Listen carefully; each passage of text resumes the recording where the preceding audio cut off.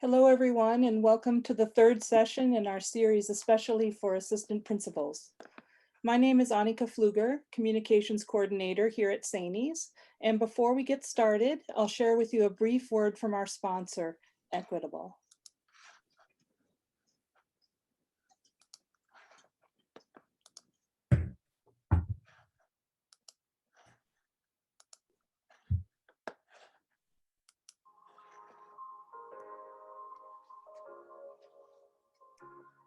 In today's world, companies are defined by what they stand for.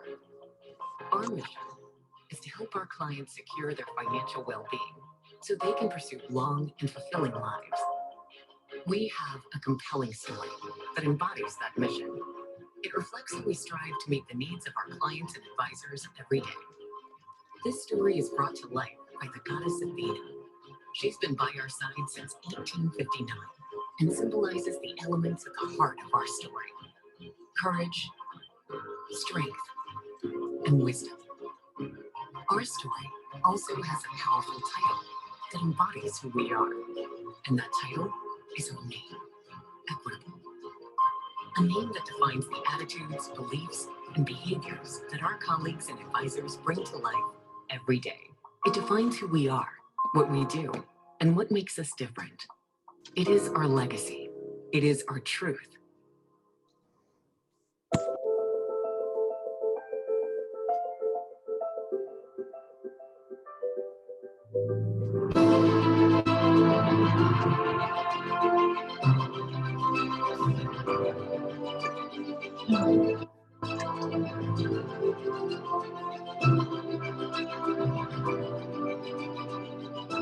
We are Equitable.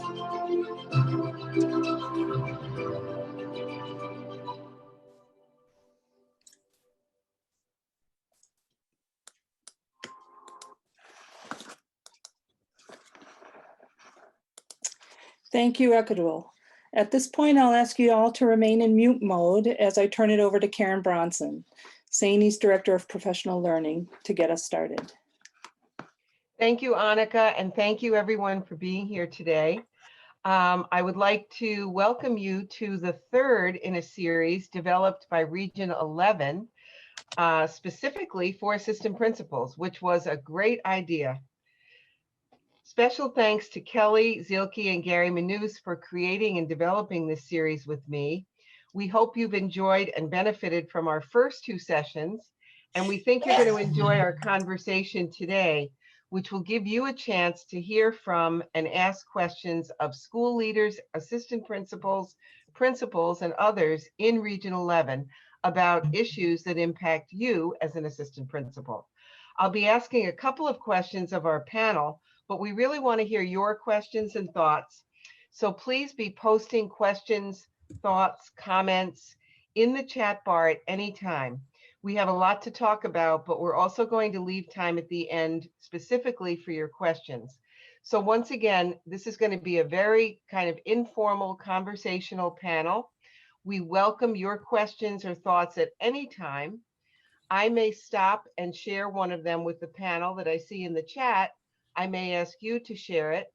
You can also, if you would like to, you can unmute yourself at any time and ask a question or share a thought of the panel. And we had a wonderful workshop yesterday with Dr. Lavelle Brown.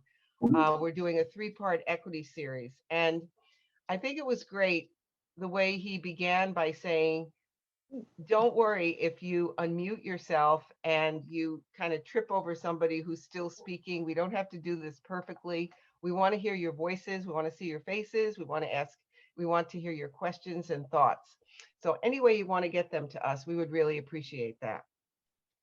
So for starters, just please join me in welcoming today's panelists. There are many of them who gave of their time to be here today and share with us. So let's take a minute and meet them now. I'm going to ask them to introduce themselves. Let's start with Kelly.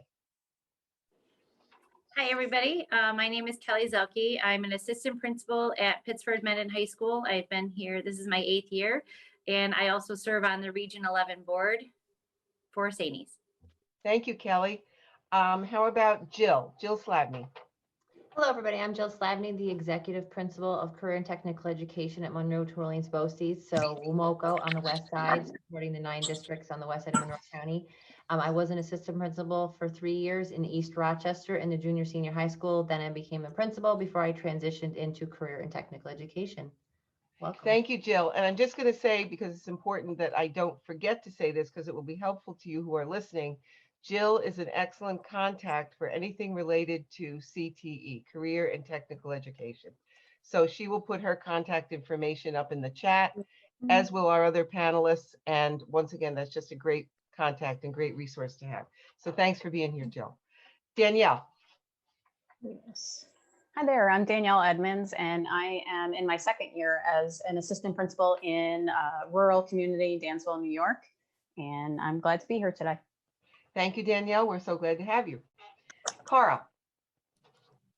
Hello, everyone. I'm Carl Thielking. I am retired as of a few years ago as a school administrator, but 41 years of experience in a variety of schools, rural to suburban, including teaching in Williamson and Fairport, and I was an assistant principal at Greece Olympia, principal at Athena, and finished my career the last 18 years as principal at Pittsford Mendon High School, and I currently am a negotiator for SANES. Thank you, Carl. Carl is also one of our SANES mentors. And if you are interested in either one-to-one or group mentoring in your area or region, get in touch with me or Bonnie Tryon, and you might be led to Carl, who uses the word retirement very loosely, as you can see. He's very, very involved in SANES and all kinds of things that are still helping out many of us. Michael. Hi there, I'm Mike Falzoy. I am an assistant principal at Calkins Road Middle School in Pittsford, New York. This is my 6th year as the assistant principal here. Prior to that, I spent 13 years in Dansville, New York, where I was a teacher, an assistant principal, and then 7 years as a principal. I'm happy to be here. Thank you, Michael. Patrick. Hey, good afternoon, everyone. I'm Pat Groh. I'm the principal at Joanna Perrin Middle School in Fairport. Previous to that, I had spent 9 years as an assistant principal over in Webster at Schrader High School and was an athletic director for 6 years before that over at Bishop Kearney and around the. Thank you, Patrick. Mary. Hi, I'm Mary Kidd, assistant principal at Thomas High School. I've been here, well, pretty close to 20 years. And before that, I was at in Greece, and I worked with Carl at Greece Athena. I worked with Kelly here at Thomas, worked with Pat. So I've worked with a lot of these people, and I can vouch for them. They're all very wonderful. I was also a school psychologist, and I also was a special ed coordinator for a period of time in Greece. So I can speak to those things as well. Thanks for being here, Mary. Gary. Hello, everyone. I'm Gary Manus. I'm currently assistant business official at Monroe to Orleans BOCES. I serve on the SANES Region 11 board, as well as the SANES State Board. I think if I count my SUNY years of experience, I have 30 years in education, business and management. So although not a building principal or assistant principal, I work very closely with all of them, and I feel that that relationship is extremely important for the education of our students. So thank you, and nice to meet all of you. Thank you, and thanks again, Gary, for all the hard work in getting us to this point. Also, Gary's also on the SANES Diversity Committee, so another really great connection to have. Brandon. Hello, everybody. My name is Brandon Jones. I'm an assistant principal with the Greece Central School District at Odyssey Academy. I also sit on our District Guardians of Equity Committee, and I run our building level Guardians of Equity here. Before I was at Greece, I was in the city school district, the Rochester City School District. I was a coordinating administrator of special education at School of the Arts. And before that, I was a special education teacher at School of the Arts for many, many years. I'm glad to be here. Looking forward to taking your questions. Thanks so much, Brandon. And also, Greece is well represented today. We may have one more educator from Greece. We may have Kathy Richardson, who is Director of School to Career Pathways in Greece, join us. I'm here. Kathy's here. We're so Yeah. happy to see you. Kathy, why don't you introduce yourself? Okay. Yay. I'm Kathy Richardson. I'm from the Greece Central School District. I'm Director of School to Career Pathways. And if you think about that title, it kind of includes everything that a student might do post high school that has to do with careers or college, including pathways, college pathways, and career pathways. I also am significantly involved with diversity, equity, and access for the district. Like Brandon, I am on almost every committee that is in the district, as well as given several presentations on cultural relevant teaching. And I'm glad to be here, and thank you. We're very glad that you're here. Thanks so much for being here, Kathy. As we get started, I think it's easy to see what a rich variety of experiences we have on our panel today among our panelists.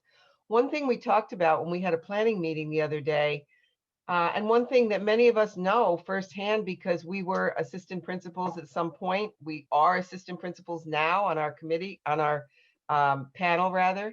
One thing we said was that the role title, assistant principal, can mean so many very, very different things, district to district, school to school.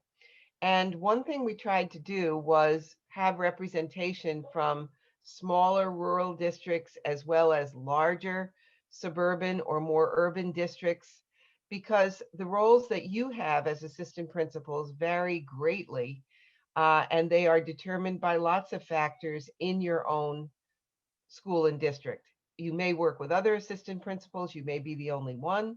You may have very, very different roles and responsibilities than an assistant principal in one district over from you. So we really tried to get a rich variety of experience here. And I have to say, I think we succeeded because this is a pretty awesome panel. So thank you all for being here. Okay, so now I am going to turn it over to Kelly.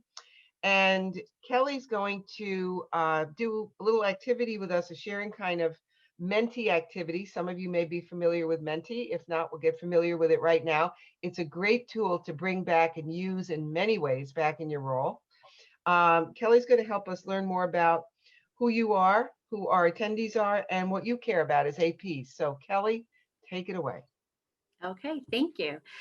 So I'm going to go ahead and share my screen. And if you have a cell phone next to you, that's probably the easiest way to do this because you can participate quickly with a cell phone. So if you want to join, just go to menti.com and the code is at the top of this slide. And I'll leave that up here for a second. But one of the things that that we're hoping to gather from you in the next few minutes is who you are, how long you've been in your role, and what are some things that you would like to talk about today. And we know that our hour is going to go by very quickly. So I will leave that up there for a minute, and maybe we can put the code in the chat so that if anybody misses it, you can go ahead and grab that. One of the things that we wanted to talk about is that the role of the assistant principal is one that you sometimes, it's one of those training on the job types of things. And you don't really always know what you're getting into until you get that job. So we just want to talk about a few of those things. So if you have your phone and you go ahead and go into that code, I'm going to go ahead and get us started with our first question. And if you don't have a phone and you're not going to be using Menti, you can always put your answers in the chat also. So, okay. So of course now it's being cranky. Okay. So first question for the group, and again, if you want to participate right here, is just how long you've been in your current role. And you should see this on your phone, so you can just reply right on your phone. If anybody has a question about getting into Menti, just raise your hand, unmute yourself, and speak the question. If anything is glitchy and you want any help, just let us know.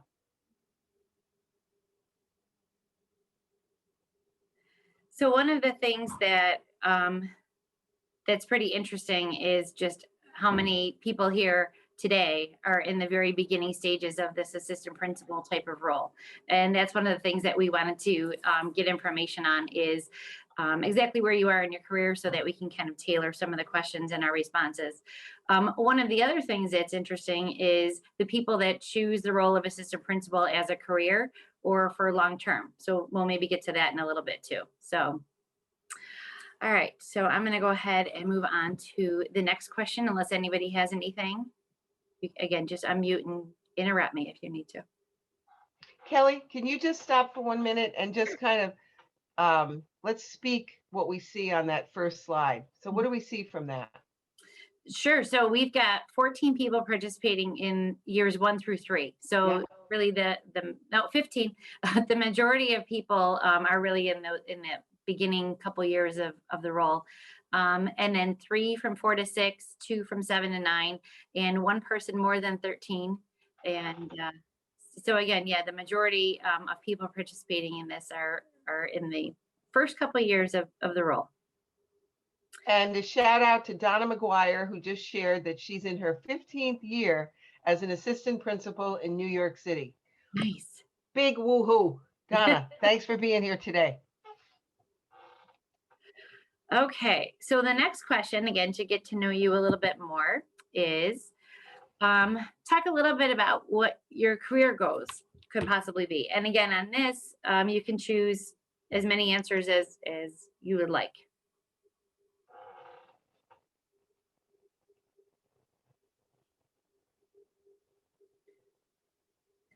And part of the reason that we wanted to ask this question is to find out, you know, sometimes people think that the role of assistant principal is just the stepping stone or the training ground for a principal role or maybe district office.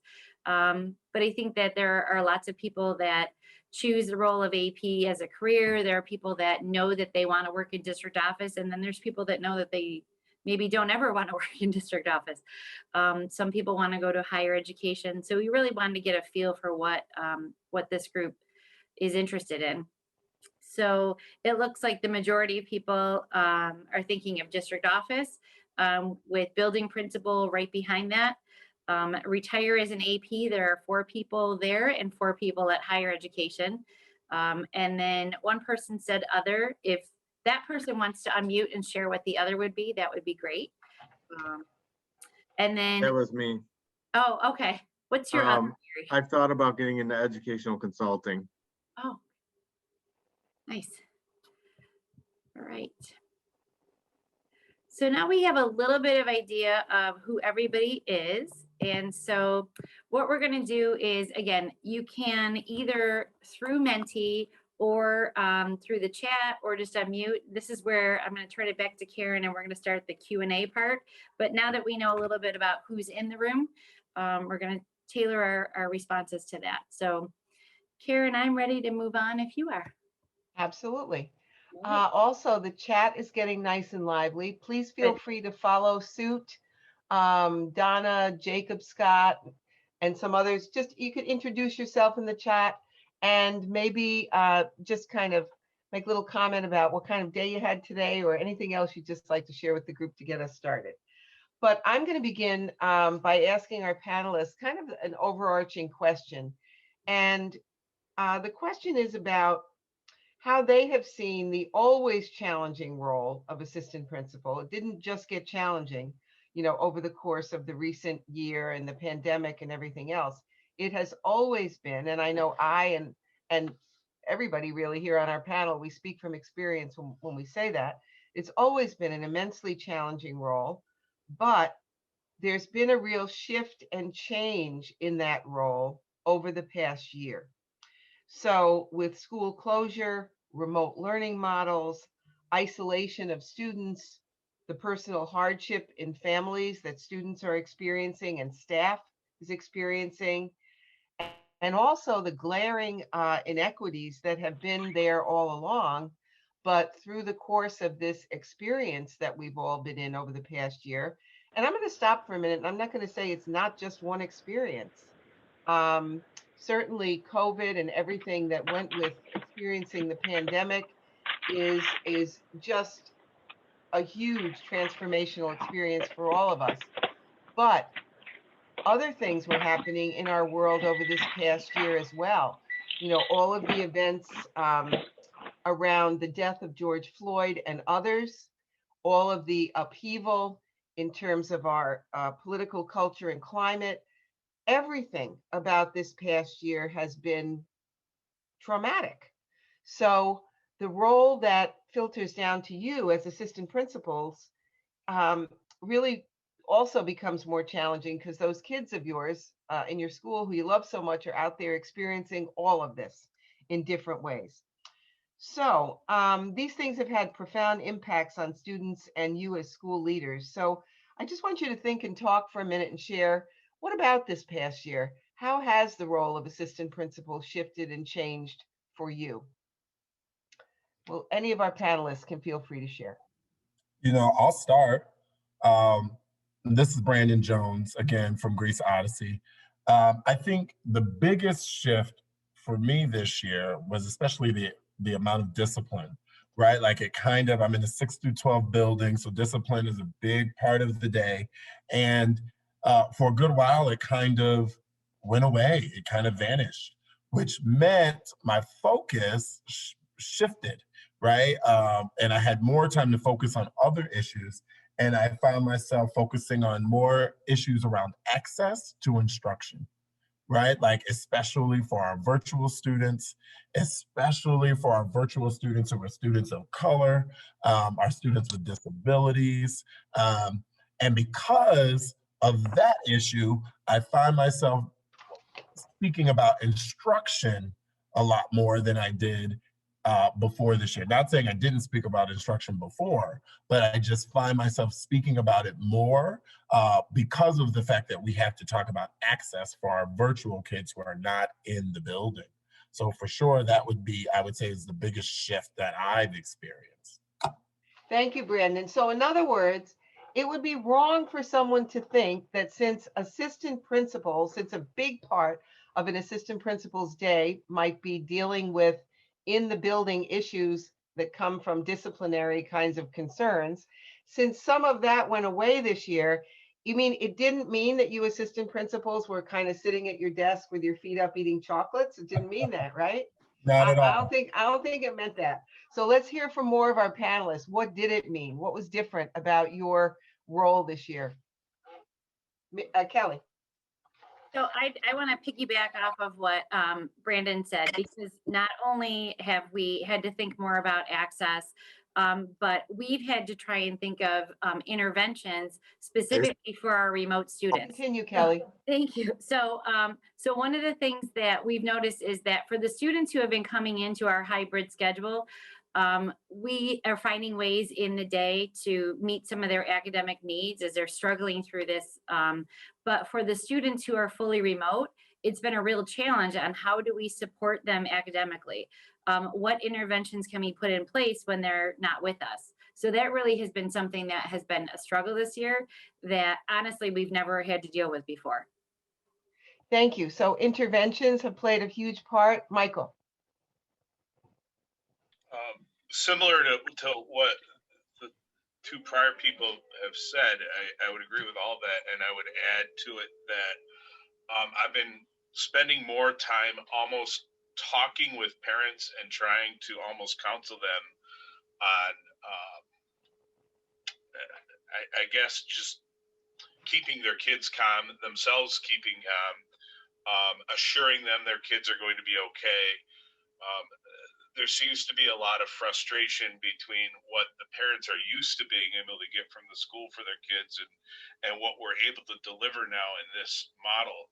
And so there's been a lot of navigating of that and a lot of frustration that you seem to be caught in the middle of, that I find a lot of my time just talking with parents, assuring them they're doing the right things at home, because honestly, they're with their kids. So it's been a lot of almost being like a therapist to some parents. Thank you. Let's hear some voices from our attendees. So if you are attending, just unmute yourself. You can raise your hand if you want to, but you don't have to. Just kind of share with us in the panel, what has this year been like for you in terms of a role shift, perhaps something you're doing a lot more of than you did before? Hi, this is Donna McGuire. Can you hear me? Yes. Okay, well, this year we had to program and reprogram countless times because, we had a lot of students on remote, and then they opened up the window to come back in New York City, and, they kept shifting it. Teachers went out on remote, some came back. So it was a constant game of, reshuffling, reshifting. And a lot of time was spent on that. But we managed because we had great subs that we've been working with for years and want to continue with us. And, so we did okay. And we don't have a lot of turnover in our school, which is nice. But in other schools, it's not the same. So they did really struggle in New York City to make sure that every class was accounted for with, high quality teachers. So, yeah. Absolutely. Thank you. Thank you, Donna. Let me ask Jill for a second. Jill, with career and technical ed, there was probably a lot of shifting around with regard to things that students could no longer do hands-on that they did before, and kind of translating that to virtual modes and lots of other things. Share for a minute what that was like in terms of career and technical ed over this past year or so. Yeah, so just like everyone else, we had to make that transition to quickly learn the instructional technology, get out on Schoology. We're not a Google school, so we use different technology here. But a lot of the time, especially with our assistant principals, along with our work-based learning coordinators, was reaching out to our business and industry partners. And we did continue to send students out for shadowing and internships and co-ops, but we needed to make sure we layered on all of the New York State expectations for those organizations to be running under COVID. So we not only have to be educators, but we need to know how to run a business and industry, right? So we had to use New York Forward, and for every one of our industries, we replicated that in our classrooms. So for cosmetologists to open up a salon, they had to put lots of procedures in place, right? So we had to replicate that in our salons here on campus, which meant making sure we had all the PPE, making sure we changed our procedures, and that updated our classroom management plans. So we have 20 programs here at Monroe Two BOCES in our CTE center. So it's aligning to 20 different industries. So a lot of work to make sure that our students were being prepared to transition directly into those work-based learning opportunities in line with the COVID expectations. The other thing that our assistant principals have spent a lot of time and energy around is supporting our teachers, morale, right? And keeping our teachers upbeat and positive, helping them through the instructional technology, helping them deal with the attendance concerns, working on transportation. We work with 12 different high schools just in our own district, and then all of the other, pockets of one student here, one student there. So transportation, constantly managing that. I think the part that's most unique to us is really that relationship with business and industry, and layering on all of the COVID precautions to align with that. Huge transformation for you and your school community this year. Patrick, from the perspective of a principal, shift over the past year. It's been huge, obviously. I think assistant principals are always asked to carry a ton of weight on their shoulders from anything that just needs to be done or their particular skill set. And especially now, like some people have said before, there's so many different things we're dealing with, whether it's more parent reach out, more student engagement on that positive side, as opposed to a disciplinary side. It's all over the place. It's been such a strange and new year that we're kind of learning as we go. And as we talk about things, the learn from your mistakes. I'm hoping the stuff we're learning from here, we're not going to have to repeat in a couple of years, and going from just all that we've dealt with. And the new way of learning is it's literally everybody learns a different way. And we have the kids at home that are excelling. We have our virtual kids, some that are tanking really bad, and the engagement levels have been terrible for someone that you'd hope, usually would do good. And I've got kids that did great last year that are struggling this year. And, I'm in a building with just me, and I've got one assistant principal, and she does everything. She's all over the place, flying around. And You know, I know this isn't a place for advice, but I know everyone's here because we want to get better and do what we can. No, we're fine with advice. Well, Okay? it's just, yeah, well, it's just, I think, you know, Yeah, go for it. no, Yeah. people that are in the role right now, I think are in the best position ever because you were really learning about how to do every possible thing under the sun. And it's been a really good experience, I think, for everybody, even though it's been a struggle in so many different ways. So I think we can learn a real good thing or two about working together, especially with teachers that we're trying to pull out of, for lack of a better term, their shells that they could have been in for a while. You know, we're learning new technology, learning that, you know, just talking to a kid when you see him in class doesn't work anymore. Now you got to go find them because they're home and ducking your class. There's a lot of new things that are happening that I think hopefully will be good for all of us in the long run, but it's going to be a struggle till we get through it all. Absolutely. Patrick just touched on some hopeful things over this past year. Mary. I just want to comment, like, so I've been doing this job, like I said, I think for almost 22 years. And this really has been one of the more frustrating years for me because I'm used to be able to solve problems and help people. And so often this year, I haven't had good answers because everything's just so different and we just don't know how to help everybody, how to help all those remote kids, how to help these parents. And so for people who are new, it's going to get better than this because it's just been a challenging year. So I think we just all have to keep in mind, you know, we just do our best and kids are going to be okay though. They're resilient. So they will rebound next year and I think we'll be okay. But, you know, for everyone who's new, it's just been a challenging year for all of us. So don't worry if you're feeling like you're struggling. Mary, you make a great point. Brandon. Can I add to that, Mary? Because I think what you said is super important. And I think what this year taught me, especially as an administrator, as an assistant principal, but also the teachers who I work with, is this idea around flexibility, right? And this ability to expect and accept non-closure that we, because of the way the system had operated up until COVID, we became so good at being able to do, right? And so for me, my flexibility maybe before this was a little bit more rigid. And now, because I've accepted the possibility that we don't have the answers to everything, it's also alleviated some stress. And so what I'm also hoping for is that when this is over, right? Whatever this being over looks like, that's a piece that carries over, for me at least. And I hope for our staff, this idea of we can grow when we sit in our discomfort a little bit, and our flexibility could promote so much better opportunity, right? I'm hoping that sticks as well. We are too, Brandon. Can I ask Jacob? Jacob, you posted a comment in the chat. Could you share that? Because I think it really connects well with some of the comments we've just heard from our panel. No, I was just going to say, and it's good to see everyone. I do see a couple familiar faces, but I just was just saying, I always like getting on calls such as this right here. It came up in my feed. I know I'm not an assistant principal, but I heard someone earlier. I'm just here to learn, you know, regardless, and hear voices of what is going on just around the globe. But I put in there that this whole pandemic really has brought my teachers together more so to really lean and leverage on each other more so than they ever have.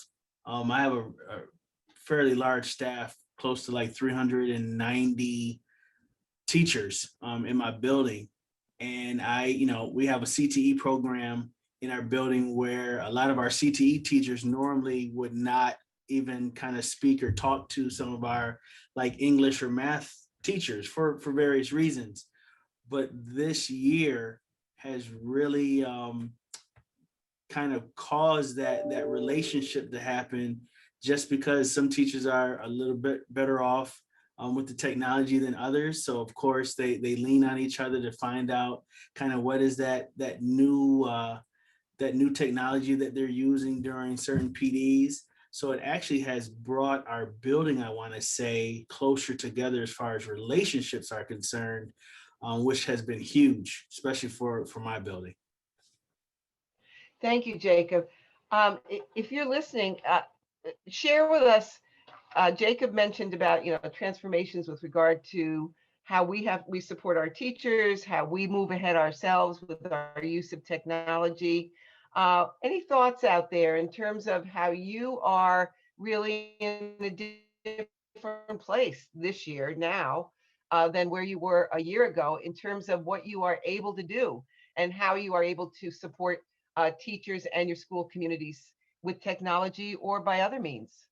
Just a couple thoughts. How are you really in a different place now, a year out, in this unbelievably challenging experience that we've all been through?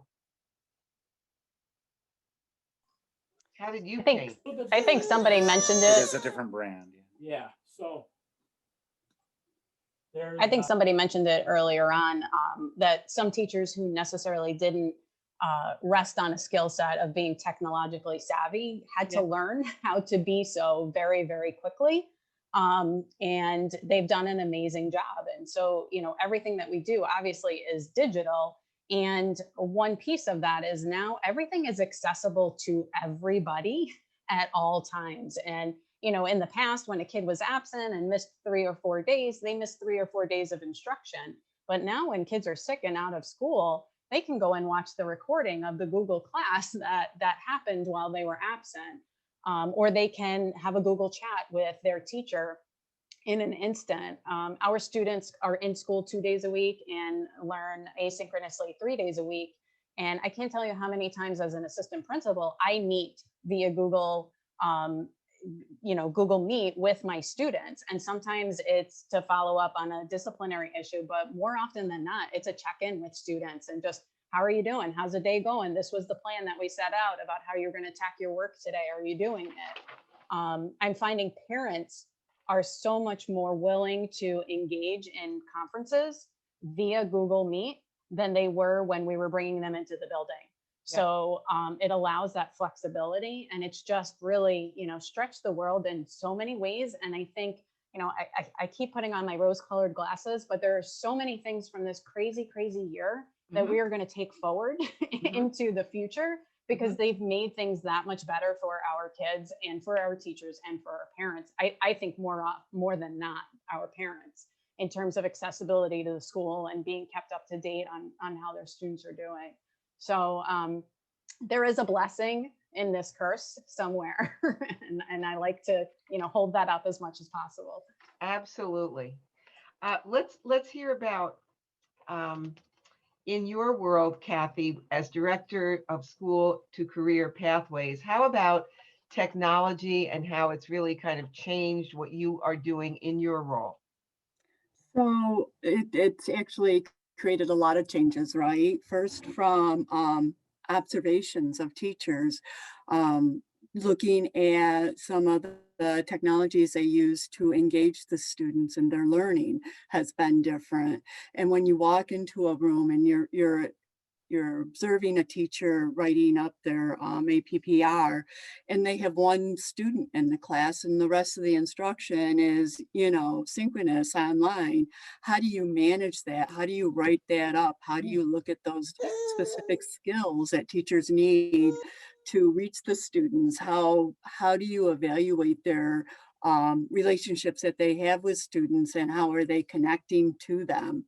So that has been a big shift.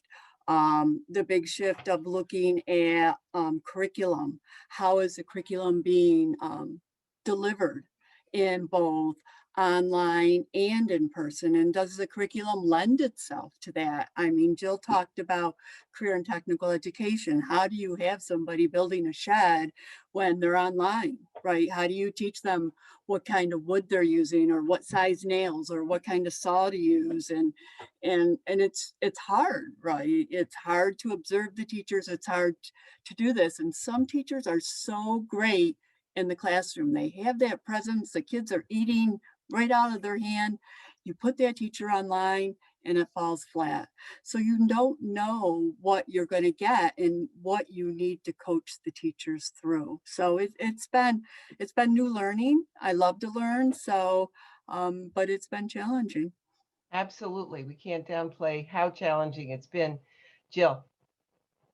I just wanted to kind of pull together what Kathy was talking about and go back to Danielle's comment too. I just want to encourage everybody, in the K-12 system, I don't think we do enough career exploration. We're, even in the CTE center, we're struggling, right? We're always trying to have kids think about what are they going to do after high school. And we don't give them enough opportunity to try on careers or experience what a typical day feels like. But that has been a silver lining here in COVID. We've gotten really creative with our business and industry partners. They've been much more accommodating as far as being able to participate in advisory councils or join in meetings or be guest speakers virtually in classrooms. So the success that you're experiencing with parents, or I know in the chat, someone mentioned, the CSE meetings have been better attended.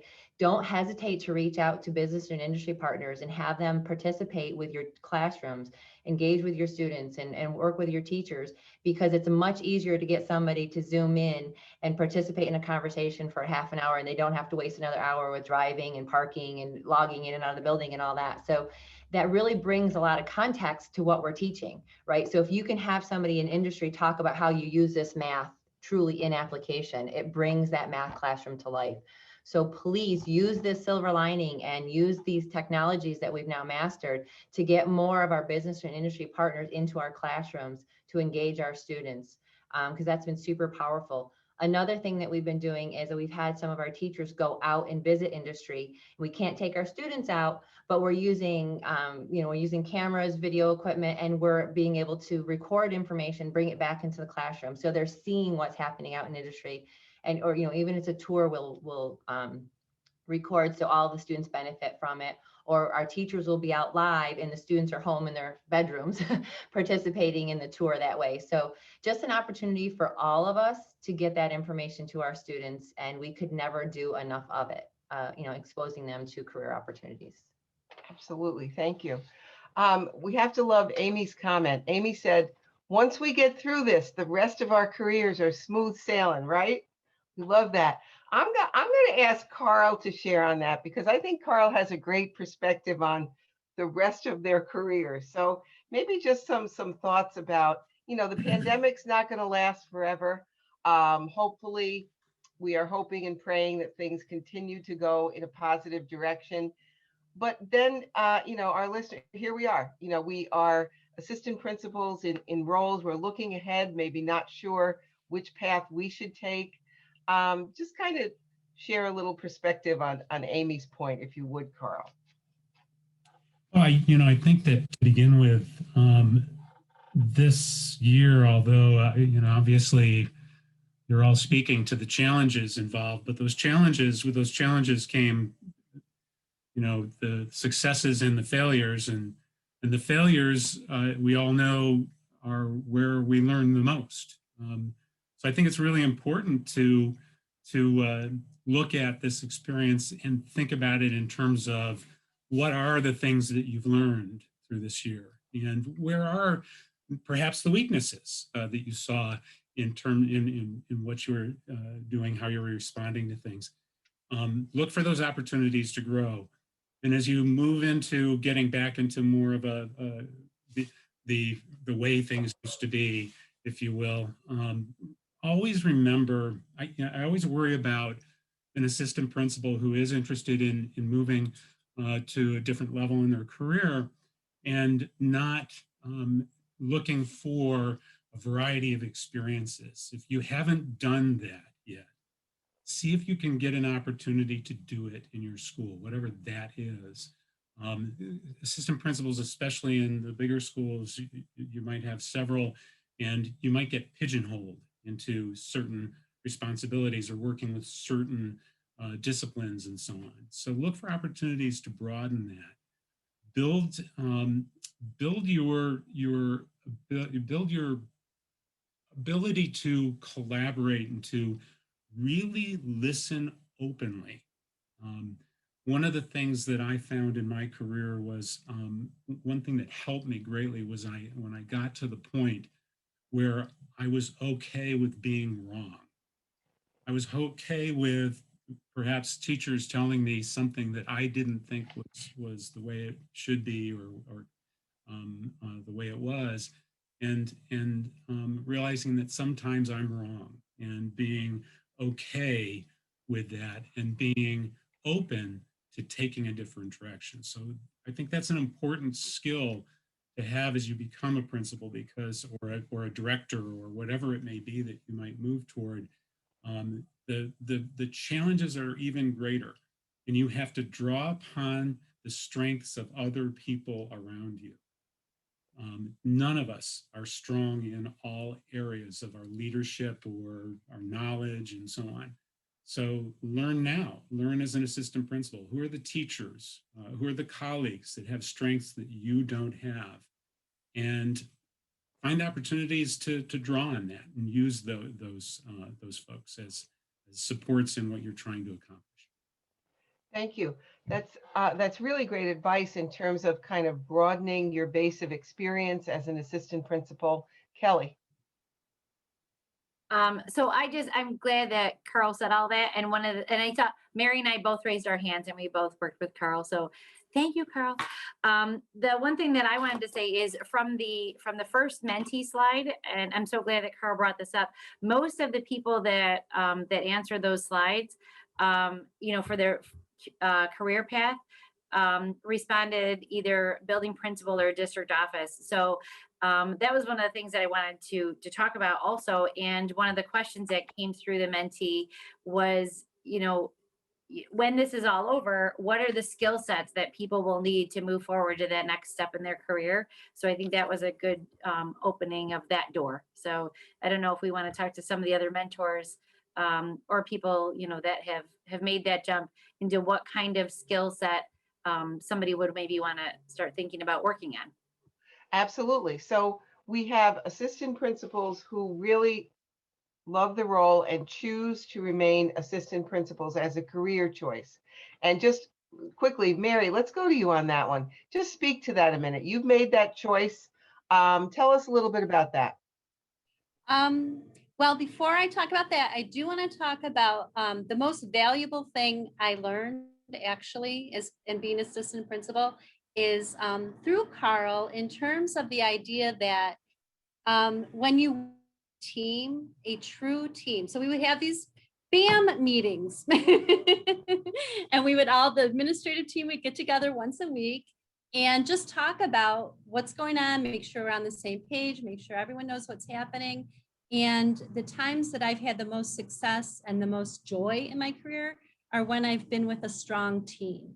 So, every principal is different. People handle things differently, but if you work with other people, I just think it's so important to connect on a regular basis and make sure you guys are handling things similar ways and you're really sharing what you're doing. And, if you have a great idea that you want to implement, let your colleagues know. They don't have to do it, but it just helps when everyone is supporting each other and sharing good ideas and making sure it's not a competition, that you're all in it together. And that's really what I think makes a building run best, is when you can see that there's a real team functioning happening.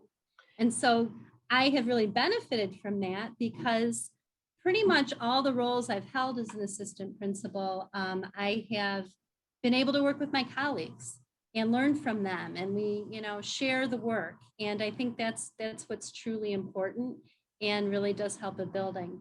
Is the one beautiful thing too, besides being able to work so closely with kids as an assistant principal versus an assistant principal or district office. To be honest, I do think the assistant principal role affords you more freedom than the principal role does.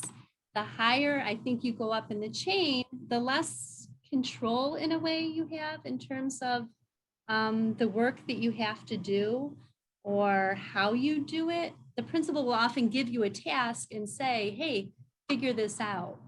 And so that's a nice thing about the assistant principal role. And one of the reasons I never had an interest in moving beyond that, because I've seen when you become a principal, you're directed more, honestly.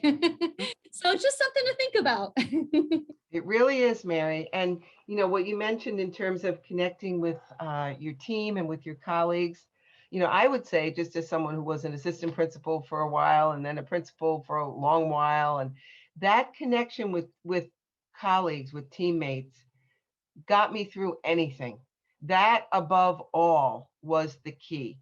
And, at first I was in the big, huge district of Shenendehowa. That's my home district. That's my professional heart for 25 years. And as a new assistant principal, I had many other assistant principals around me and deans and all kinds of titles like that to connect with. And they saved me. I mean, we really worked together. We were good at different things. And we had to sometimes sit down and say, okay, you take the lead on this and I'll take the lead on that. That kind of collaboration is really, really important. And certainly as a principal too, that doesn't change. But then I went from big, huge Shenendehowa to little tiny high achieving school district in Westchester County, where there was one assistant principal for the middle and high school. So we went from one extreme to the other. And the connections were still important, but you have to broaden your connections a little bit sometimes too, even out of your school or district. So I'm just going to throw something, I'll put it up on the chat, but hashtag AP chat. Kristen Lennon McMahon, who is our Saney's Assistant Principal of the Year, shared that in one of the workshops that she did.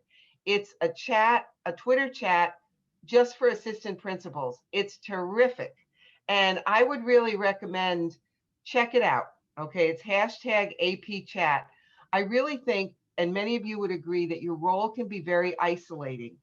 If you're newer in your role, you don't know who to trust yet, and you might be reluctant to go to anyone and say, I got a problem with this. I need help handling this. Sometimes, we say we should do that, but sometimes that's a scary thing to do, right? So we always need to have those colleagues in some shape or fashion to really reach out to learn from, to lean on. Maybe our principals can talk a little bit about that transition that's so important for assistant principals who are aspiring to principalships or district positions. And once again, getting back to that theme that I think we keep hearing today about the importance of connection and collaboration. Patrick? Yeah, Mary said it really well about the team aspect, and I was just going to expand on it a little bit. Like when I took over my role 5 years ago here in Fairport, my whole experience was high school, and coming to a middle school, first time I'd been in one since I was a middle school student. And I really had to lean on, I was fortunate enough in our district, we've got 2 middle schools. So I had a built-in colleague over there that was going through the same stuff I am. But it also led me to reach out quickly to other districts, principals around the county and things like that to meet, to talk, just like you said, Karen, about trying to find, similar problems happen in all our buildings and in districts for sure. And it helps when you got that different perspective too from somebody else. And I've been able to make connections and friends with people all over the county. And again, it makes things easier on you just because you can get perspective. Doesn't mean you have to do something exactly how someone else does, but it gets you thinking about different ways and how you can adapt it to what works for you, your building, your staff, whatever it is. And always take advantage of those opportunities to meet and talk and learn. And I think all of us, again, it's always great to hear from someone else and learn. And I've never turned down someone when they're looking for help. And I haven't been turned down when I've asked for it either. So as big of a community as education is, it's pretty small. We steal ideas from each other. We help each other. We're all kind of in it together. So it works out really, really well. And don't ever be afraid to reach out or lean on someone else, even if they're not super close to you. People are usually willing to help. Right. And there's so many examples of how to do that. Someone mentioned earlier the observation process, and talk about, a burdensome load, to get all of those observations done and written up. That's not specific to the pandemic. I mean, that's going to be a key part of your role. And, getting back to what Patrick said, apply that to the observation process. If you're newer in your role and writing observations and only reading your own, read a lot of others, okay? Just get as many observations as you can to read, ask your colleagues to share theirs with you. The more you see, the more you read, the more you'll see perhaps how to streamline your own process. So that connection and collaboration filters down to so many areas. Okay, so let's hear a couple of other thoughts about transitioning to principal roles or broadening your experience in your current role. Michael. The one thing I'd say in terms of that transition up, I was very young when I did this. I was 26 years old when I was a assistant principal, and then 28 when I became a principal. And one thing, as I've reflected back on that experience, was know why you want to do it. Have a very clear understanding of your values and philosophy as an educator, what you really believe about schools, teachers, kids, because you're going to have to make decisions as a principal that can be very agonizing decisions, because sometimes what you have to do, the teachers might want one thing, the parents might want one thing. You've got to know what you truly believe at your core is what's right, and your philosophy and your vision and your values are going to guide that. So you got to know what that is going in, because otherwise you're going to second guess yourself, and you're going to be miserable. And I think that was one of the things I felt like I wanted to develop more as I went from principal back to assistant principal, was really refining that in case I ever went back to the role of principal. Absolutely. Can I jump Brandon, in there? please. And talk about just the idea of expanding your role, not necessarily leaving your position, but expanding your AP position. Yes. In my intro, I talked about joining and being a part of our district Guardians of Equity work. And that piece of work is some of the work that makes me the most happy in the AP role, because there is stuff that I'm sure all of us could think about our job that we hate. Like testing comes around, planning 6 through 8 testing. Trust me, I don't like, that's not something I celebrate and love to do, right? It's just a part of the job that I have to do because that's my role. Yep. So in getting involved in things that are outside of your traditional role, finding district committees, I think allows you to attach to things that you really are passionate about, right? That you may not be able to get from your role, that can sometimes not be super fun. So I just want to put a plug for that. Find a committee, find something at district office that you are super passionate about, and get involved in it, because that might be the thing that gets you over those hurdles when you're doing something that you're not necessarily in love with. Absolutely. When I was an assistant principal, AIS, those 3 letters were just invented. Whatever year that was, that's when it was. And I was asked, my principal wanted no part of it. And he asked me if I would chair this new thing called the AIS committee. And I'm like, well, okay. And that turned out to be such a pivotal piece of the work that I went on to do and the experience that I had to share in other roles. I had no idea how being asked to do that thing that I had hardly ever heard of would have a huge impact on what happened to me next, even career-wise. It's amazing. Let's hear a couple shares from our listeners. And Danielle, think about ways that you're already perhaps broadening your experience. Danielle. I just wanted to kind of piggyback on Brandon's idea in that, I'm an assistant principal, but we have some administrative restructuring that's happening. And so we'll have a new principal in my building and another assistant principal in my building next year, starting in September. And so my new principal, who happens to be in on this, so I don't know if I'm getting brownie points on this video or if I'm calling him out, one or the other. But, after he was named as the incoming principal, the first thing that he said to me was, I want you to think about, what areas do you want to focus on? What's going to charge you? What's going to excite you as somebody on our team? And I just, that was really energizing for me to recognize that we've got this team that's coming together. And it's not just, we're not always just going to do the status quo, but that we're starting to look at the future, like where are our strengths, where are our passions, and how can we start to build off of each other? So I think, even just having those conversations is energizing for assistant principals. Most definitely. Gary, you have a different perspective in your role at BOCES. Can you just share a little bit in terms of what you have seen kind of transforming over the past year and how that really impacts our assistant principals who are here today? Yeah, so besides chaos that we've all seen in the last year, I think it's really, really important for people in central office roles to, especially in a role that's involved in numbers, to not look at the numbers as numbers, but really, really try to partner with the building administrators, such as the assistant principals. And I'll give you an example. Right now, I'm working on our renewals of software licenses and for remote instruction, Zoom being one of them. And I mean, the price tag is outrageous. And but I have to put another hat on and say that the benefits to purchasing that, we would have never been able to accomplish this last school year as well as the prior year without Zoom. So, you know, can we afford it? I mean, we could use the money in other areas, but we need it there. So it's important, I think, to make sure you're connected with the building and I mean, I'm close with our teachers too. Joe can tell you that. I mean, we just, you have to look at the big picture and not just dollars and cents. It's part of it. But, you know, someone said earlier about being able to say that you made a mistake or you're wrong or you don't have the answer. That's hard for me to do, or it was hard for me to do. We don't always have the answers. I don't know. We may need additional PPE based on guidelines that come out next year. I haven't budgeted for that. And so things just happen. You got to roll with it.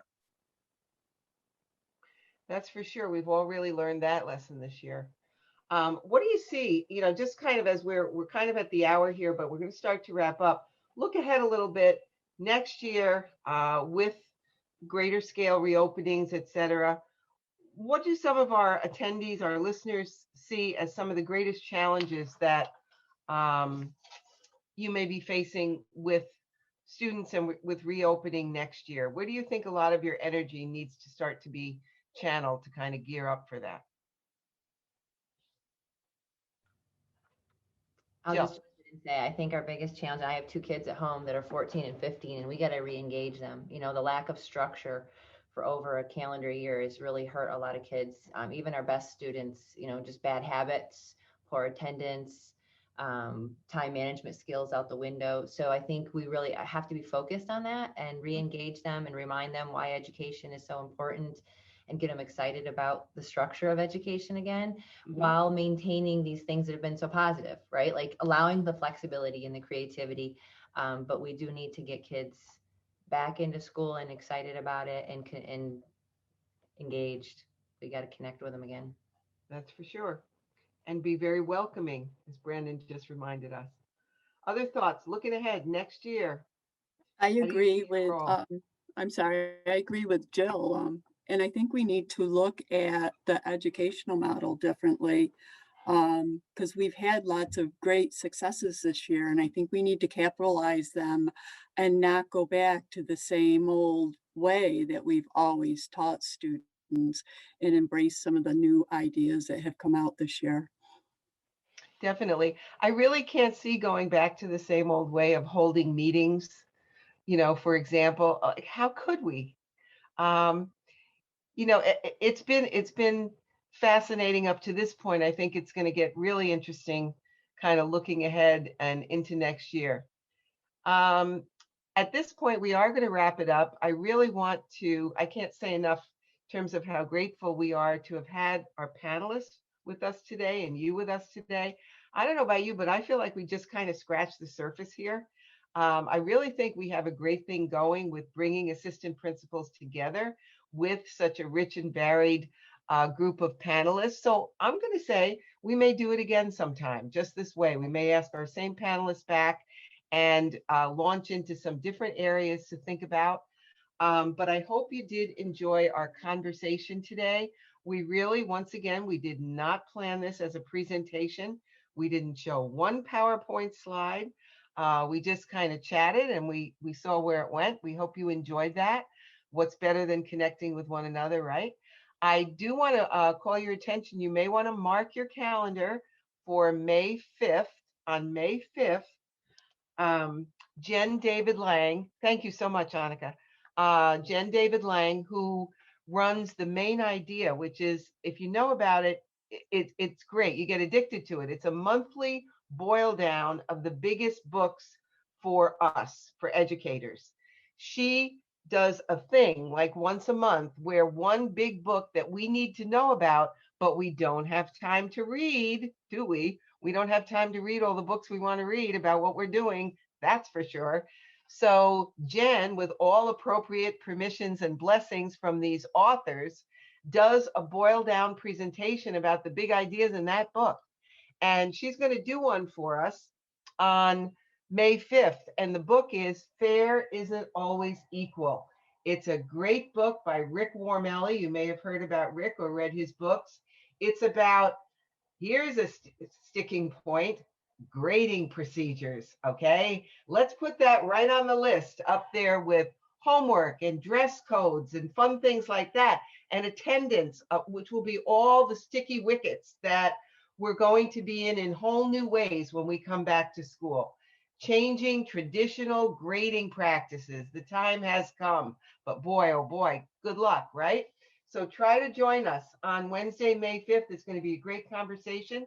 You can register. It's free to Sanies members right on the Sanies website. So that's a good thing to catch. And with that, I am going to just say a big thank you. It is 5:06, so we're all overdue for whatever fun thing we do at this point at 5:06. And I hope whatever it is, I hope you really enjoy your evening and your families. And thanks so much for being here. We hope to see you here. We hope to see you here again soon. And just keep connecting with each other. It's the biggest thing. So bye-bye, everybody. Have a great evening. Thanks so much again for being here today. Thanks again.